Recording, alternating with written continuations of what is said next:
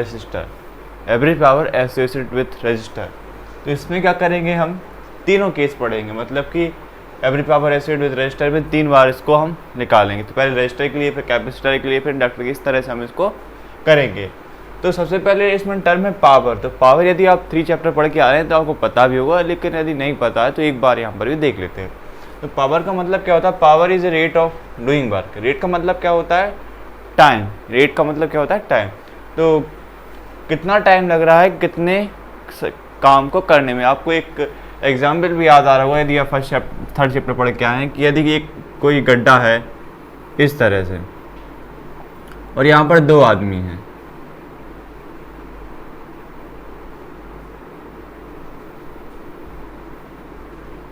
और यदि इसी गड्ढे को एक आदमी, ये वाला, यदि 1 घंटे में खोदता है और एक आदमी 2 घंटे में खोदता है, तो टाइम किसका ज़्यादा लग रहा है, इसका टाइम, और कम किसका लग रहा है, इस वाले का। इसको 1 घंटा लग रहा है, इसको 2 घंटा लग रहा है। तो पावर किसकी ज़्यादा होगी। तो पावर ज़्यादा पता करने के लिए हमें इसको फॉर्मूला पता होना चाहिए। तो पावर का फॉर्मूला क्या होता है, वर्क अपॉन में टाइम। और आपको यहाँ से पता चल रहा होगा, जो पी है, जो पावर है हमारा, वो इनवर्सली प्रोपोर्शनल है किसके, टाइम के। मतलब कि पी हमारा इनवर्सली प्रोपोर्शनल है किसके, टाइम के। यदि पावर ज़्यादा टाइम कम, तो यहाँ पर पावर किसकी ज़्यादा है, 1 घंटे वाले, क्योंकि 1 घंटे कम टाइम में ये ज़्यादा काम कर रहा है। 1 घंटे में ये गड्ढा खोद रहा है, ये 2 घंटे में खोद रहा है, इसकी पावर ज़्यादा है, इसकी पावर ज़्यादा है, इसकी पावर कम, क्योंकि ये ज़्यादा टाइम ले रहा है। तो समझ में आया पावर क्या होता है। Power is a rate of doing work, मतलब कितने टाइम में कितना समय, कितने टाइम में कितना काम किया जा रहा है, वो होती पावर। तो आपको समझ में आई होगी बात। तो ये हमारी पावर होती है। अब देखते हैं जो हमारा टॉपिक है, इसे हम कैसे सॉल्व करने वाले हैं। तो इसके लिए हम यहाँ पर क्या करेंगे, 2 फॉर्मूले लगाएंगे। आपको पता है, वी नो दैट, यहाँ पर लिख देते हैं, वी नो दैट। आपको 2 इक्वेशन पता है। एक तो हमारी कौन सी अल्टरनेटिंग ईएमएफ वाली, वो क्या होती है, आई इज इक्वल टू में आई नॉट साइन ओमेगा टी होती है। दूसरी होती है हमारी अल्टरनेटिंग ईएमएफ वाली, वो होती है ई इज इक्वल टू में ई नॉट साइन ओमेगा टी वाली होती। और जो यहाँ पर हमने पावर का फॉर्मूला लिखा था, वहाँ पर हम इसका यूज़ करने वाले हैं। पावर का फॉर्मूला क्या था हमारा, P इज इक्वल टू में W अपॉन टी था, यही था। यदि हम स्मॉल टाइम के लिए और स्मॉल वर्क के लिए यदि इसको बनाएं तो क्या हो जाएगा, P इज इक्वल टू में DW हो जाएगा, और स्मॉल वर्क टाइम के लिए DT हो जाएगा। और यदि यहाँ पर DW की फाइंड कर लें, मतलब स्मॉल वर्क की वैल्यू फाइंड कर लें, तो PDT आ जाएगा। इसी का यूज़ हम यहाँ पर करने वाले हैं। इसको हम यदि स्मॉल में इस तरह से लिखना चाहें तो इस तरह से। तो ये हमारा स्मॉल वर्क के लिए ये वाला फॉर्मूला जाएगा, ये यहाँ पर हम यूज़ करने वाले हैं। तो यहाँ पर लिखेंगे लेट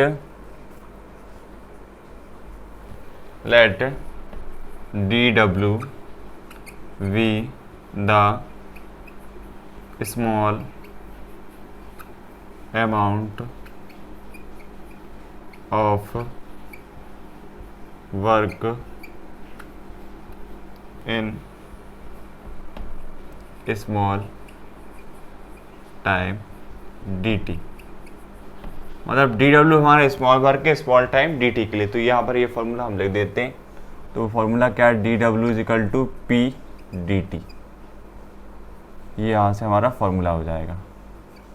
और आपको P का फॉर्मूला पता होगा, यदि आप थर्ड चैप्टर अच्छे से पढ़ के आ रहे हैं तो P का फॉर्मूला होता है, P इज इक्वल टू में क्या होता है हमारा, VI होता है। P इज इक्वल टू में क्या होता है, VI होता है। यदि याद आपको नहीं भी आ रहा तो यहाँ से याद कर लीजिएगा, P इज इक्वल टू में क्या होता है, VI होता है। V मतलब यहाँ पर क्या होता है, हमारा वोल्टेज होता है। हमको पता है, हम इस पूरे चैप्टर में V की जगह इसको कन्वर्ट कर देते हैं किसमें, E में। तो यहाँ पर ही हम वही करेंगे। तो P इज इक्वल टू में EI हो जाता है। तो यही हम यहाँ पर P की वैल्यू यहाँ पर पुट कर देंगे। तो DW कितना आ जाएगा हमारा, EI dt हो जाएगा। अब आपको पता भी चल रहा होगा हम यहाँ पर क्या करेंगे। अब जो यहाँ से EI की वैल्यू और जो E की वैल्यू, वो दोनों वैल्यू यहाँ पर हम पुट कर देंगे। तो वो यहाँ पर हम पुट कर देते हैं। तो यहाँ पर जो DW आ जाएगा वो कितना आ जाएगा, E की वैल्यू आ जाएगी हमारी E not sine omega T, और I की value I not sine omega T और यहाँ से डी टी आ जाएगा। और यहाँ से आप देखिए ई नॉट और आई नॉट तो यहाँ से हमारे बाहर आ जाएंगे, ई नॉट आ जाएगा और आई नॉट आ जाएगा। ये भी साइन ओमेगा टी है और ये भी साइन ओमेगा टी, दोनों क्या है, ये भी साइन ओमेगा टी और ये वाले भी साइन ओमेगा टी। तो साइन ओमेगा टी और साइन ओमेगा टी क्या हो जाएगा, साइन का स्क्वायर हो जाएगा, क्योंकि दो हैं तो यहाँ पर क्या हो जाएगा, साइन का स्क्वायर हो जाएगा। तो यहाँ पर साइन का स्क्वायर हो जाएगा, ये हो जाएगा साइन स्क्वायर ओमेगा टी और डी टी आ जाएगा। ये आपको समझ में आया होगा, यहाँ पर दो साइन थे तो साइन का स्क्वायर लग गया, बाकी यहाँ पर कुछ नहीं होगा। अब यहाँ पर क्या है, हमने ये तो हम स्मॉल वर्क के लिए कर रहे हैं, यदि हम पूरे वर्क के लिए निकालना चाहें तो आपको पता है ये अभी तो ये छोटे पार्ट के लिए है, तो छोटे छोटे पार्ट को आपस में मिलाने से किस चीज़ को हम इस तरह से यूज़ कर सकते हैं, इंटीग्रेशन का। डिफ्रेंशिएशन तो आपको पता है बड़े पार्ट को छोटे छोटे पार्ट में डिवाइड करना, लेकिन इंटीग्रेशन क्या होता है, छोटे छोटे पार्ट्स मिला के बड़ा पार्ट बना लें। तो डी डब्ल्यू तो हमारे स्मॉल वर्क के लिए, और पूरे के लिए हमें करना है तो हम यहाँ पर इंटीग्रेशन करना होगा। तो यहाँ पर लिखेंगे हम इंटीग्रेटिंग ऑन बोथ साइड। यहाँ पर क्या करेंगे, हम इंटीग्रेट करेंगे बोथ साइड के लिए। तो आइए इंटीग्रेट कर देते हैं। तो डी डब्ल्यू की इंटीग्रेशन के लिए लिमिट पुट करनी होगी, तो लिमिट तो आपको पता है, आप 7 चैप्टर में आ चुके हैं। डी डब्ल्यू के लिए हम 0 फिर डब्ल्यू पुट कर देंगे। और यहाँ पर ई नॉट और आई नॉट, यहाँ पर इन ई नॉट और आई नॉट की तो ये कांस्टेंट टर्म हो जाएंगी, तो ई नॉट और आई नॉट की यहाँ पर वो इंटीग्रेशन होगी नहीं, बाकी किसकी होगी, साइन स्क्वायर ओमेगा टी की होगी। ये साइन स्क्वायर ओमेगा टी की इंटीग्रेशन अपन पहले भी कर चुके हैं, यदि आपको याद नहीं आ रहा हो तो एक बार और देख लेते हैं। तो इसका जो फार्मूला होता है वो क्या होता है, 2 साइन स्क्वायर थीटा होता है, लेकिन थीटा की जगह यहाँ पर एंगल कितना है हमारा, ओमेगा टी है, तो यहाँ पर ओमेगा टी आ जाएगा। तो और इसका फार्मूला क्या होता है, 1 माइनस कॉस 2 थीटा, तो थीटा की जगह क्या है एंगल, ओमेगा टी है, तो ओमेगा टी आ गया। यदि यहाँ से साइन स्क्वायर की हम वैल्यू फाइंड कर लें तो साइन स्क्वायर ओमेगा टी कितना आ जाएगा, 1 माइनस कॉस 2 ओमेगा टी और अपॉन में कितना आ जाएगा, 2 आ जाएगा। तो ये यहाँ पर हम ये वाला फॉर्मूला यहाँ पर पुट कर देंगे। तो यहाँ पर जो ई नॉट है और आई नॉट है वो तो बाहर आ जाएंगे, इनकी इंटीग्रेशन तो होगी नहीं, और जो इंटीग्रेशन होगी वो इसकी होगी। और इसमें जो लिमिट पुट होगी वो किसके लिए होगी, फुल टाइम पीरियड के लिए। मतलब वहाँ पर हम 0 फिर t/2 करते थे, लेकिन यहाँ पर किसके लिए, फुल टाइम पीरियड के लिए। तो फुल टाइम पीरियड से मतलब क्या, 0 से t इसकी लिमिट पुट हो जाएगी, 0 से t। और बाकी ये हम अंदर पुट कर देंगे, तो साइन स्क्वायर ओमेगा टी की इंटीग्रेशन हमने कर ली है। तो 1 माइनस कितनी है हमारी, कॉस 2 ओमेगा टी अपॉन में 2 आ जाएगा, और डी टी साथ में चल रहा है, ये आ जाएगा। ये टी इसके ऊपर आ गया, इसको अपन क्या करते हैं यहाँ पर लिख देते हैं, ये टी है। तो ये अपनी इसकी इंटीग्रेशन कर ली, ये इतनी इंटीग्रेशन आ गई। अब क्या करेंगे इसमें, अब इसको अपन आगे सॉल्व करते हैं। आगे ये आपके फॉर्मूलाज थे, ये आपने देख लिए होंगे कि कैसे कैसे हमने यहाँ पर यूज़ किया। तो इसको यहाँ से भी मिटा देते हैं।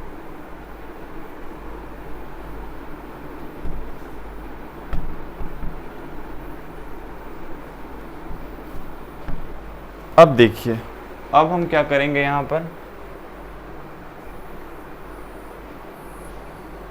जो यहाँ पर डी डब्ल्यू है उसका इंटीग्रेशन तो आपको पता है, D Q D W D भी, इन सब का तो इंटीग्रेशन क्या आ जाएगा, क्योंकि हमको फुल के लिए निकालना था, तो फुल के लिए यहाँ पर डब्ल्यू आ जाएगा। तो यहाँ पर कितना आ जाएगा हमारा, डब्ल्यू आ गया।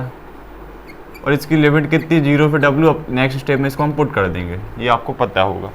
और ई नॉट आई नॉट यहाँ पर बाहर जाएगा, ई नॉट और आई नॉट आ गया।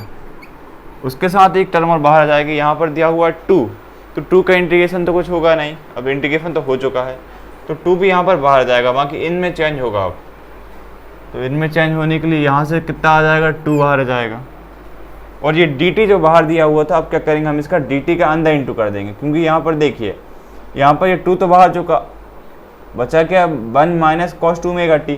तो dt को एक बार 1 के साथ लिख देंगे, एक बार कॉस 2 ओमेगा टी के साथ लिख देंगे। वो कैसे लिखेंगे देखेंगे, लेकिन अभी क्या करते हैं इसको, अब इतना कन्फ्यूज़ मत होइए। अभी एक बार हम 2 को बाहर लिख के ही ये पूरे स्टेप को लिख देते हैं, इससे आपको और अच्छे से समझ में आएगा।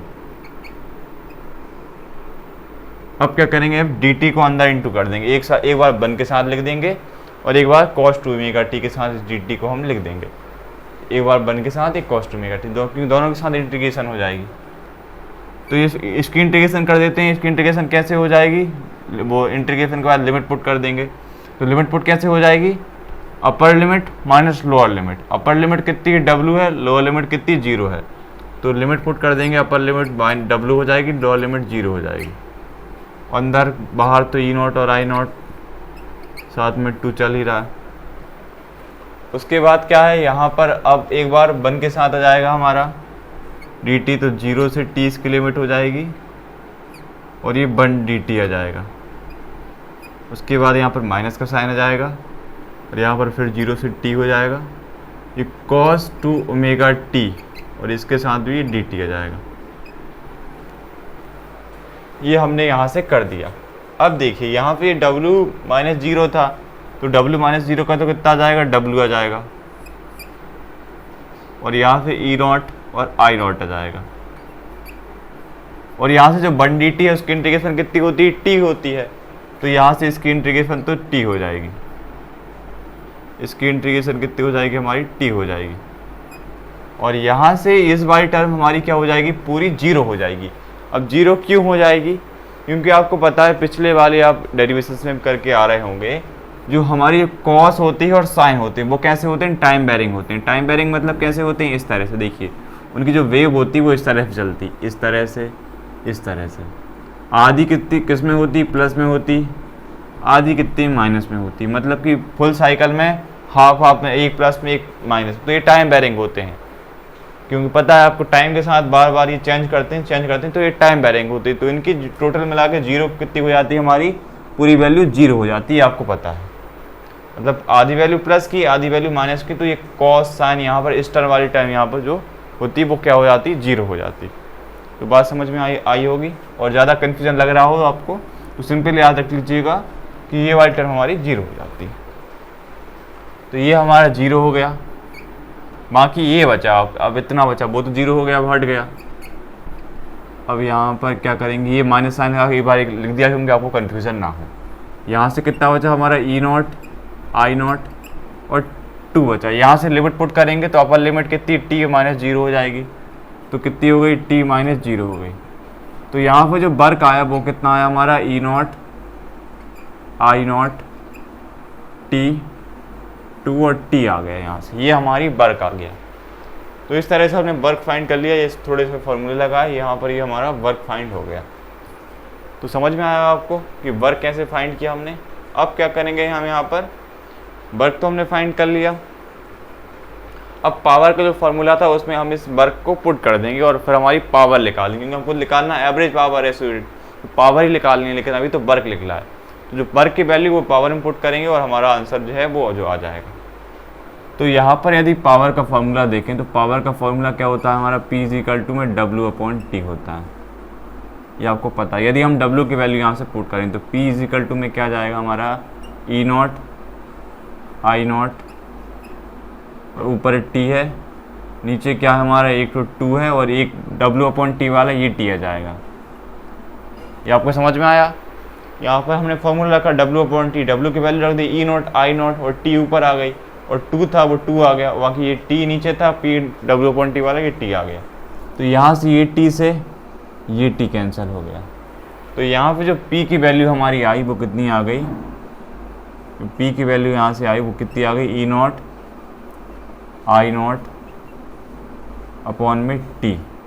ये हमारी पावर आ गई रजिस्टर के लिए, average power associated with register, वो आ गई P में E0 I0 अपॉन में T। ये आ गया हमारा इसका फॉर्मूला। तो average power aphid with register का ये वाला फॉर्मूला होता है। समझ में आपको आ गया होगा कैसे कैसे इसको करना है। इजी था, ज़्यादा कोई इसमें टफ चीज़ें थी नहीं, समझ में आया होगा। मिलते हैं अगली वीडियो में। Thank you for watching this video. समझ में आया होगा आपको, थोड़ा लंबा था लेकिन ईजी था। मिलते हैं अगली वीडियो में। Thank you.